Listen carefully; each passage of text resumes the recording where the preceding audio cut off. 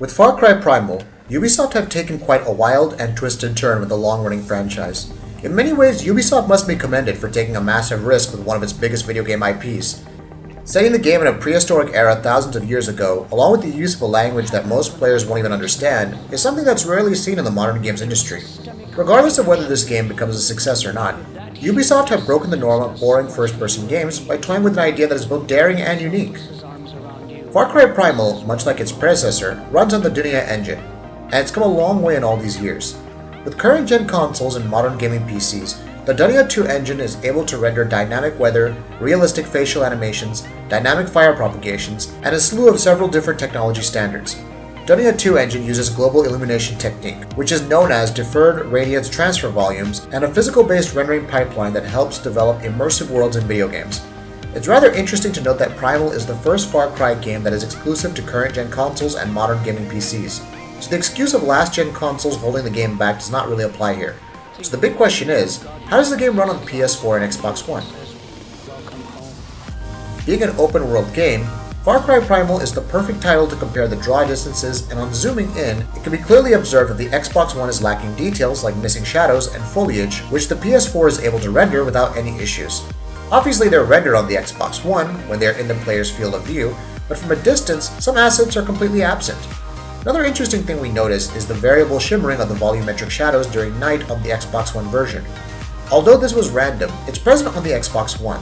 PS4, on the other hand, has crisper volumetric shadows during the night. These differences are quite subtle, and you won't even notice them unless you really zoom in and are highly observant, which you likely won't unless you put the two side by side. Shadow quality during daytime when seen up close looks pretty similar, along with the use of similar volumetric lighting effects, high-resolution textures, parallax occlusion, and anisotropic filtering. It's a safe bet that both games use the same core asset structure, due to which the similarities are strikingly same. We also didn't notice any sort of texture streaming issues, although we did come across minor pop-ins here and there on both platforms.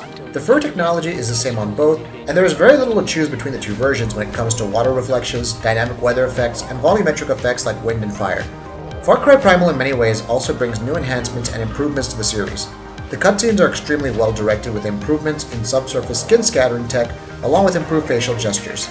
There is a marked improvement here when one compares to what we had back in Far Cry 4.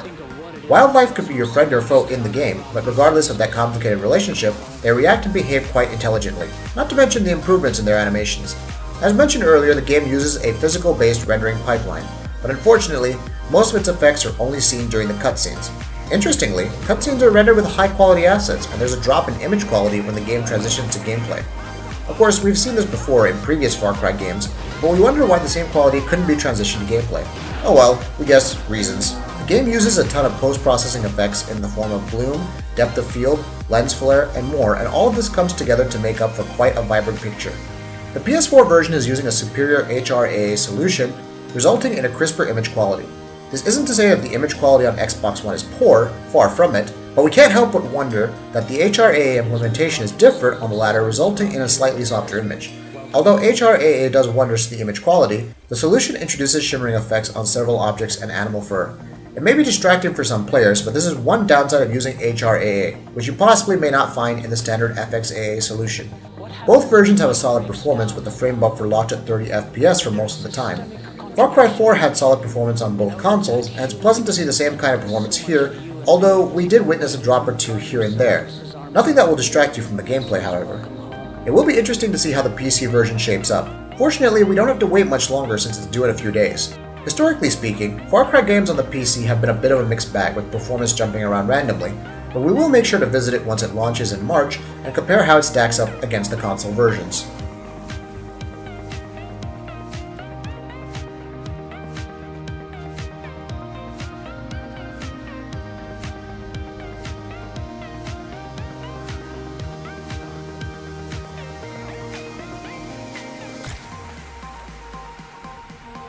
Think of what it is when God himself puts his arms around you and says, welcome home.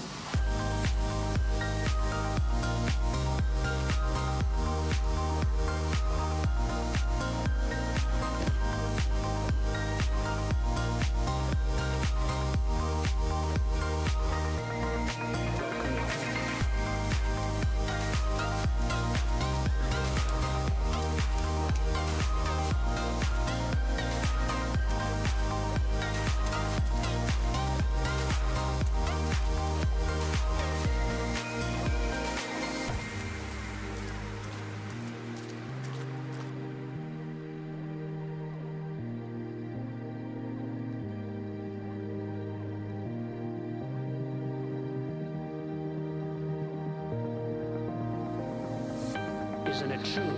A lawsuit is much worse. A person may end up believing in anything. What love is If you this? like what we're doing, please go ahead and click that subscribe button. See you soon!